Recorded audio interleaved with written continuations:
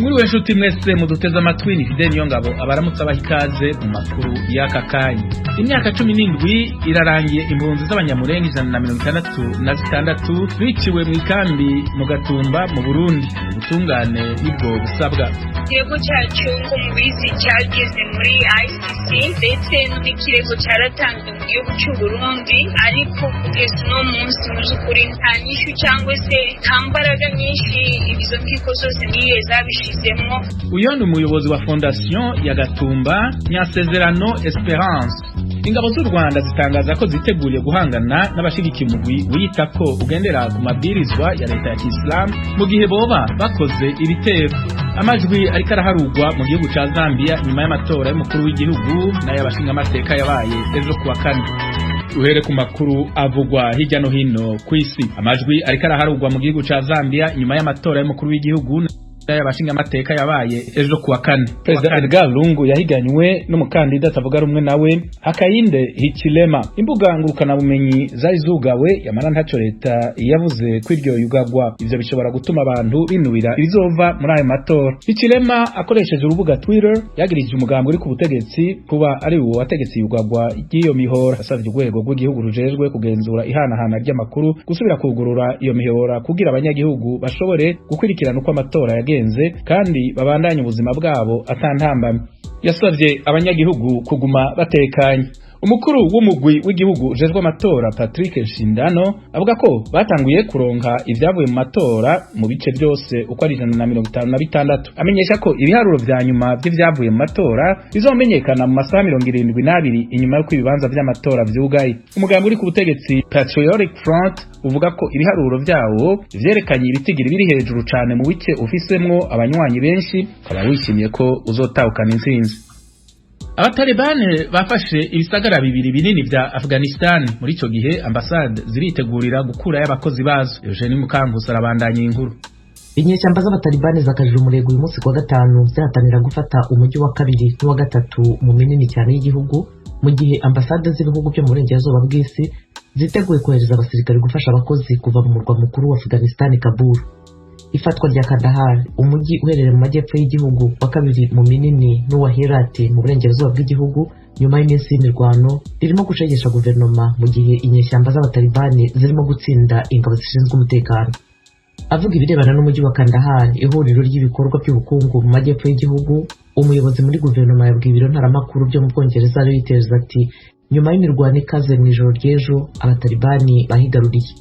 Uko gutsindwa byateje ubwoba ko guverinoma ishyigikiwe na Amerika ishobora guhirikwa n'inyeshyamba mu gihe ingabo mpuzamahanga za nyuma zirimo kuva mu gihugu nyuma y'intambara y'imyaka 20. Mu mijyi minini Afghanistan isigaranye harimo Mazar-e-Sharif mu majyaruguru na Jalalabad hafi y'umupaka wa Pakistani mu burasirazuba, hakiyongeraho Kabul. Nyuma y'uko abatalibani bakataje, Departement y'ingabo y'Amerika Pentagon yavuze ko ishobora kohereza abandi basirikare 3,000 mu masaha atarenze 48 bo gufasha guhungisha abakozi bo muri ambasade y'Amerika.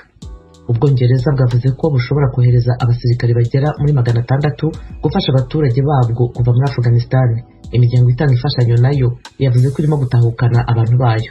Canada nayo ishobora kohereza ingabo zidasanzwe i Kabul gufasha gukurayo abakozi ba ambasade nk'uko ibiro ntaramakuru by'abanyamerika AP bibitangaza. Tugushimire Eugenie. Abaserukira ishirahamwe ryo kwivuna amaso y'ibihugu vyo mu buraruko bw'ibahari Atlantique OTAN bagirishije inama yihutirwa kuri Afghanistan. Ni nyuma ko leta ya Amerika irungitse inteko gutahukana abanyamerika n'abaserukira ico gihugu. Umunyabanga mukuru w'ishirahamwe OTAN Jens Stoltenberg niwe yatunganije ivyo biganiro n'intumwa ziserukira ibihugu 30 muri iyo nama. Iyo nama yashimikiye ku migambi yo gukura abanyagihugu bavyo muri Afghanistan. Abatalibane barigaruriye imigwa mikuru y'intara zitari nke z'igihugu mu kanya gato bitero bitavana ko bagize kuva inteko z'ishirahamwe OTAN zivuye muri Afghanistan. Ivyo vyabaye nyuma yuko President wa Amerika Joe Biden afashe ingingo yo gukura inteko z'igihugu ciwe. Leta zunze ubumwe za Amerika n'Ubwongereza byafashe ingingo yo kurungika inteko ibihumbi n'ibihumbi muri Afghanistan zigiye gutahukana abanyagihugu bavyo. Iyo ngingo yafashwe inyuma yuko abatalibane bafashe igisagara ca Kandahar kigira kabiri mu bunini mu gihugu, umugwa mukuru Kabul n'ibindi bice bikeyi vyo mu gihugu ivyo bikiri mu minwe ya leta. Muri iki gihe leta yatakaje ibice nka byose vy'igihugu inyuma yuko abatalibane bigaruriye ibisagara vy'intara zitari nke mu kiringo c'imisi 8. Ivyo byaratangaje ibihugu vyo mu burengero bw'isi bishigikiye Afghanistan. ayo yaramwamwe mu makuru avuga hirya no hino ku isi. Radio Ijwi ry'Amerika i Washington DC mu Kirundi no mu Kinyarwanda. Ushobora no kudukurikirana kuri Facebook no ku kibanza cyacu ca internet arico www.3 akaburungu radio yacu voa.com. Mukanya amakuru yo mu karere k'ibiyaga binini. Amakuru yo mu karere k'ibiyaga binini. Abanyagihugu b'abanyamurenge baba mu gisagara ca Uvira kiri mu buseruko bwa Republika ya Demokarasi ya Kongo basaba ko umuco ukudahana abicanyi wocika mu karere k'ibiyaga binini. Ivyo babitangaje kuri uyu wa gatanu mu gihe hibukwa impunzi z'abanyamurenge 166 zaguye mu Gatumba mu gihugu c'u Burundi mu mwaka wa 2004. Umumenyesha makuru wacu Vedaste Ngabo ari Uvira niyo nkuru adufitiye. Kimwe n'abandi baturage b'abanyamurenge batuye hirya no hino ku isi, abatuye mu mujyi wa Uvira n'ibirometero bigera kuri 7 n'umupaka wa Gatumba nabo bibutse ku nshuro ya 17 impunzi z'abanyamurenge ziciwe mu Gatumba mu mwaka wa 2004. Mutanga Robert n'umwe mu bacikacumu barokotse ubwo bwicanyi ngo ku itariki 13 y'ukwezi k'umunani umwaka wa 2004 ahamya yuko ibyo yabonye mu Gatumba byanze kuva mu bitekerezo bye kugeza uyu munsi. Mu ijoro ry'umunsi wa gatanu hari nka saa 4 twicaye twari tumaze gufungura wenda n'abandi bari bagiye bafungura mu mwanya twicaye twumva amasasa atangiye kuvuga. Twaje kumenya ko hari abantu bapfuye, twumva abantu batangiye kwamiriza mu kambi aho twari turi. Juste jewe muri abo bantu bapfuye barimo abapasiteri utekereza twari dutandukanye, tugitandukana bahita duterwa twese arapfa, mu bandi hamwe n'abandi bapfuye benshi bapasiteri Minyati, bashoni bagasore. Ijambo rya kabiri waza usanga umuntu ugasanga barabatemaguye, abandi babatwitse n'umuriro. Hari umuntu waza usanga bamutemye amaboko yombi, ugasanga umuntu yacitse amaguru yombi, undi yacitse ukuboko. Muri uyu muhango wo kwibuka ku nshuro ya 15 izi mpunzi ziciwe mu Gatumba, bamwe mu banyamurenge batuye muri Kongo basanga impamvu ubwicanyi bukomeje kubibasira muri Kongo ari uko bakoze ubwo bwicanyi badashikiriza ubutabera kugira ngo baryozwe ibyo bakoze. Ribakare Moyize n'umwe mu baturage bo muri Uvira wari muri uyu muhango wo kwibuka abanyamurenge biciwe mu nkambi ya Gatumba mu mwaka wa 2004. Urabona ubwicanyi buri gukorerwa abanyamurenge muri ho plateau ya Uvira, ya Fizi ni ya Mwenga, ku rugero nk'ibyabaye ejo bundi ku Muramza. Bumvise ko mayimayi zaje zitera umuhana wari urimo ingabo za leta, bica abantu barenga 10. N'uyu munsi wa none bikomeje gukorwa, kandi nta nkurikizi batinya kuko bisa n'ibyagizwe umuco hano iwacu muri Kongo, mu Burundi n'ahandi muri Pays de Grand Lac. Bakomeje kubigira nk'umwuga, abantu barica bagakora amahano ariko kibatekereza ko hari ubutabera bushobora kubakurikirana. Maitre Amede Kamota asanga leta y'u Burundi ari igira intege nke kugira ngo bakoze ubu bwicanyi bashikirizwe ubutabera. Aho bifira nta sahandi nuko on a accusé certaines personnalités burundaises bakomeye cyane cyangwa se bari mu nzego za politique, donc bacecekesheje ubutabera. Ubutabera bw'u Burundi ntabwo bwabaye vraiment liberal cyangwa bube independant ku buryo bushobora kuactionner komeza l'action cyangwa se urubanza ngo bahamagaza abantu batsirwa bazaga bakurikiranwa cyangwa se basambanibura babazwa ku byo bakoze. Turasaba d'abord Burundi ko bareka ubutabera bwabo bugakora kuri kiriya kintu cyabaye ku butaka bwabo. Umuyobozi wa Fondation ya Gatumba Nyasezerano Esperance nawe yemeza yuko bamaze imyaka 17 barashikirije inzego zitandukanye ikirego cy'ubwicanyi bakorewe, ariko nta gisubizo barabonamo kugeza uyu munsi. Tumaze imyaka myinshi, urabizi ko tumaze imyaka 17 muri kino kibazo. Ikirego cyacu ko mubizi cyageze muri ICC, ndetse n'ikirego cyaratanzwe mu gihugu cy'u Burundi, ariko kugeza uno munsi mu by'ukuri nta nyishu cyangwa se nta mbaraga nyinshi izo nkiko zose mubwiye zabishizemo kugira ngo zidushikirize ubutabera. Mwomenya yuko nyuma y'ubwicanyi bwakorewe izi mpunzi z'abanyamurenge mu Gatumba, abagwanyi bari aba FNL bemeye ko aribo bakoze ubwo bwicanyi. Vedaste Ngabo ku bw'Radiyo Ijwi ry'Amerika Uvira mu Ntara y'Kivu.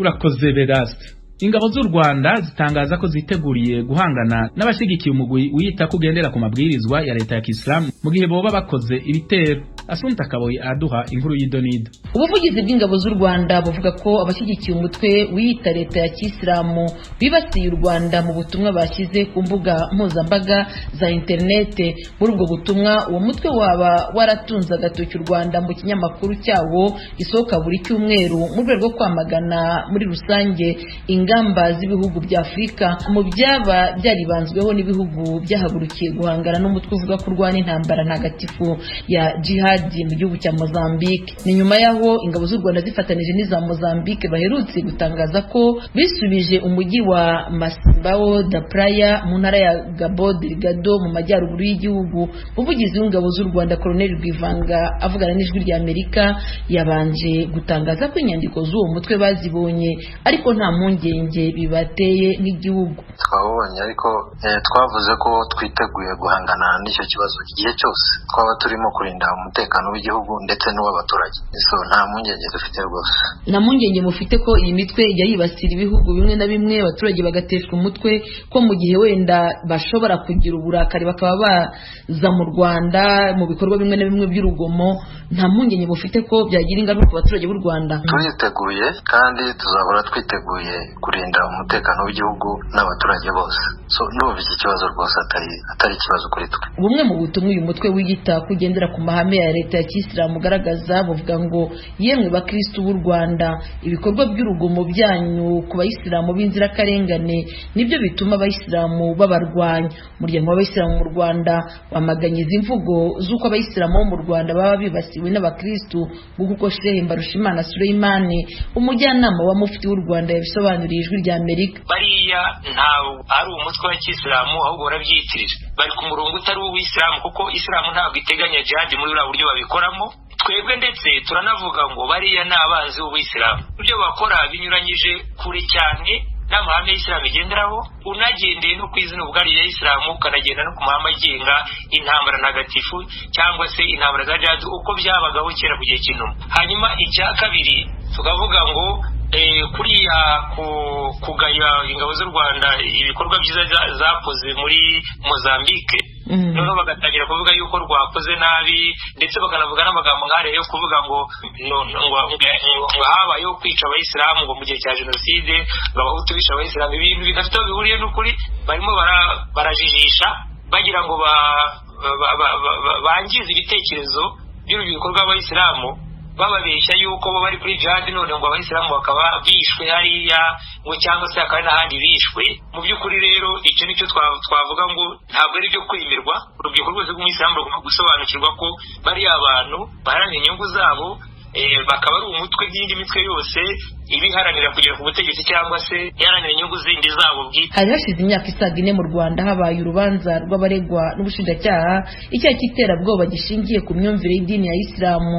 Icyo gihe abantu 41 b'abayisilamu nibo batangiye kuburanishwa, bamwe baza kugirwa bere abandi barakatirwa.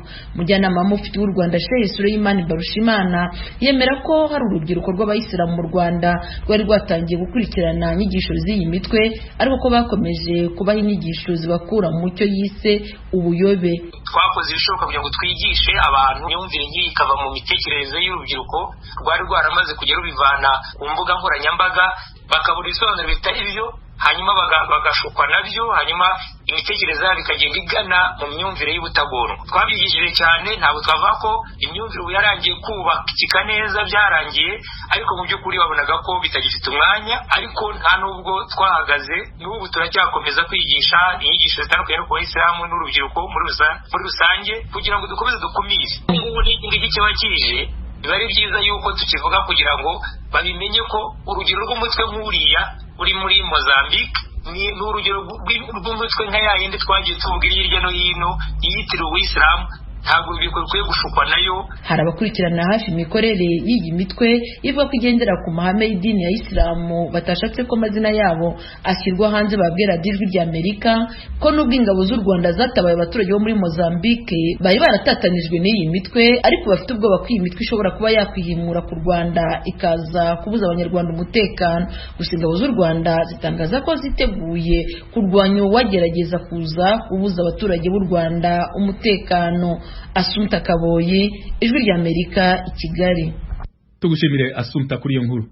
Ihuriro ry'amasendika y'abarimo mu Burundi Kosesona risaba leta kuvana amafaranga yategekanirijwe gukuraho ubusumbane bw'imishahara ku miliyaridi 34 y'amafaranga y'amarundi ikayashyira ku miliyaridi 135. Eroje buri kaneza ari Nairobi muri Kenya araduhamenyesha makuru. Umukuru w'ihuriro ry'amasendika y'abarimo mu Burundi Kosesona yavuze ko ikiganiro cyatunganijwe mu ntumbero yo kwerekana gahaze kari mu cegeranyo c'inama nshikiranganje yize kubijanye n'itegeko rigenga rigenga gukosora ubusumbasumbane bw'imishahara mu bakozi ba leta. Iyo nteguro nk'uko bisigurwa na Victor Ndabaniwe umukuru w'iryo huriro yizwe haraciye imyaka itari mike kandi yigwa n'abahinga mvamakungu hamwe n'abarundi. Muri bo harimo abaserukira leta n'amasendika bakaba bashizweho kugira ngo bikunde batorere umuti ikibazo c'ubusumbasumbane bw'imishahara mu Burundi. Ico ni igikorwa catanguye mu mwaka w'2007 maze leta n'abigisha bakomeza kuganira kugeza mu ntango zo kwa kane 2015 babona gusinya amasezerano. Ayo masezerano avuga ko ikosorwa ryari gukorwa mu biringo bibiri. Ubwa mbere mu myaka ine yakurikira habwirizwa gutangwa uturusho ku bakozi bafite imishahara iri hasi cyane no kuduhagarika ku bafite imishahara yitwa kuri hejuru bose. Ikingo ca kabiri cari co gushira mu ngiro umugambi wo kunganisha imishahara y'abakozi ba leta. Ico kingo cabwirizwa kugerwaho habanje guhera ivyigwa bishira ubuzi mu mirwi no kubuha amanota. Abarimu basanga amafaranga bagenewe yo kubakuriraho ubusumbasumbane bw'imishahara adahagije na gato bagasaba leta ibiganiro bishasha kandi birungikwamo abashobora gufata ingingo mu kibanza cayo. Victor Ndabaniwe umukuru wa Kosesona kiraba rero iyi ntumbero yuko inama kiranganzi yasavye ko hokoreshwa ibahasha y'imiliyardi 34 leta yatanze kugira dushobore gutangura kosora gusobanura bw'imishahara bunaranduranywe n'imizi burundu. Mu masezerano turabona ko bidashoboka kandi gushika uyu munsi iyo bahasha iragoye gukoresha kuko nta mategeko araboneka ayigenga. Turifuza yuko mu minsi ya vuba leta yotunganya ibiganiro n'amasendika kugira duhanahane umuco dusiguriranire twumvishanye ibijanye n'ibiri muri iyi nteguro kugira tubitahure kumwe. Ivyo rero tukifuza ko leta yoheza ikaturungikira abantu vy'ukuri bashobora gufata ingingo mu kibanza cayo uko vyamaze kugaragara ko abo twakoranye mu minsi yari iheze womengo nta bubasha bwo gufata ingingo mu kibanza ca leta bari bafise. Kugeza ubu amasendika y'abigisha amaze guharura imiliyaridi hafi 135 zoyashoboza kurenganurwa. N'ahari menshi ndabandi batwara Kosesona sanga atacana ibiganiro n'umwumvikano. Igihe kumvikana kuri iyo bahasha ntacobuza tutaji inama n'ingingo na leta yiya amafaranga yova n'ingena zoza araboneka ko natwe twabarundi aho tubaye turahabona ibibazo bihari tugahana umwanya kuzoza turayarondera mugabo ivyigwa vyaraheze twabishize ngaho ikibazo